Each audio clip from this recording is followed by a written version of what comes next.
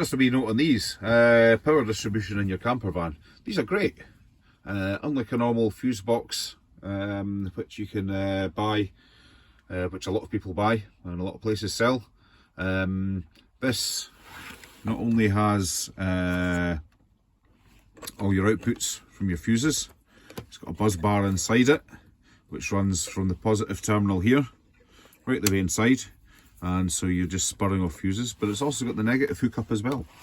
So if you don't want to drill into your bodywork at various places, you want to bring your circuits right back to here, which, let's face it, is a lot easier in lots of respects. These are really good. Other thing as well is if a fuse blows, light comes on. So when you've got your head under some bit of wood somewhere, under your bed or something like that, and it's fucking dark, and what fuse is gone, you can instantly see. Dead simple.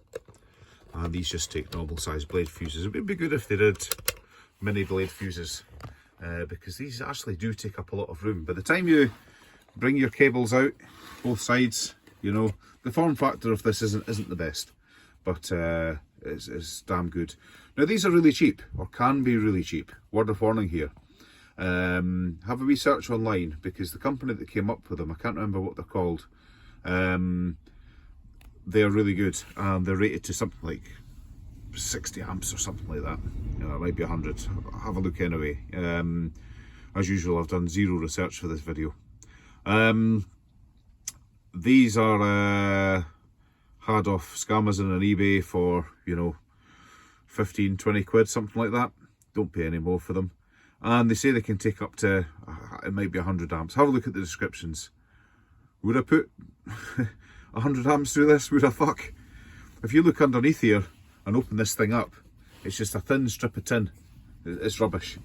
The good ones, apparently, from what I've read online, have you know, a proper copper buzz bar inside there. Now I could have replaced it with a bit of copper strip. I've got lots of it. I do lots of earthing work, lightning protection.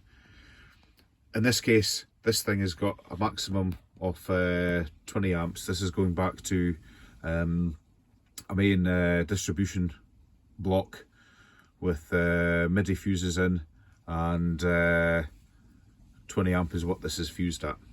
So yeah, keep it down, keep the current down. These are great, really, really good, cheap as chips, and provided you don't lose any screws. You've got a good positive fixing here for your ring terminal, which has been hydraulically crimped onto this cable. I'll do another video on that, because it's going to save you a hell of a lot of money and make a nice safe connection. Safety is the name of the game. You don't want anything shorting out, you don't want anything overheating. I've oversized a lot of the cables here. The whole premise behind the wiring on this van is that everything runs cool. As I say, I've oversized a lot of the cables. They don't need to be this big. I don't really care. I don't want things heating up. I don't want, as things jiggle around, connections may become slightly looser.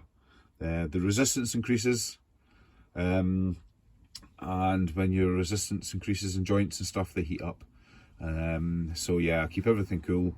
I overrate all the cables, overrate everything apart from the fuses, and doing stuff like on your main sort of thicker feed cables, a properly hydraulically crimped ring terminal then, rather than just a mechanically crimped cheapo thing, is with a bit of heat shrink around it, makes a huge difference. This overall safety and reliability as well. You know, you don't want this cable fucking off out of here, which is not so bad because it's neutral, but I've got the big live one coming in here. You know, we don't want that fucking out that terminal block, you know. So 25 quid, bought a hydraulic crimper, loads of different crimps of the right size. Yeah, it costs a bit of money, but if you're going to do it properly and safely, you might as well do it properly and safely. And there's lots of places that will make these cables up for you online. But if you're wiring up a whole camper van and you've got link cables between batteries and switches and isolators and little fuse boxes, you've got quite a few crimps to do, and you'll quickly find that investment in a Chinese hydraulic crimper, which does all sizes of ring terminals that you're going to use, is going to be a huge investment. They're not difficult to use, they really aren't. So I can't stress enough, about the hydraulic crimpers. Anyway, I digress. So these fuse boxes, do your own research. If you're going to buy a cheap one, don't drive it too hard.